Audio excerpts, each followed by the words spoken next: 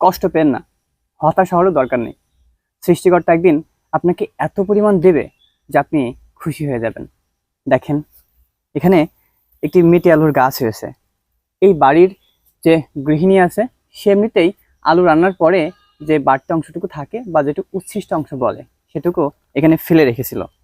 তারপর সেখান থেকেই গাছ বের হয়েছে। দেখেন, 1 2 3 4 5 6 7 8 9 10 11 12 13, মোট 13টি গাছ। পাশ দিয়ে আরো কয়েকটি বেরোচ্ছে, হয়তো বা আরো বেশি হবে। সৃষ্টিকর্তা যখন আপনাকে দেবে তখন দুহাত ভরে দেবে।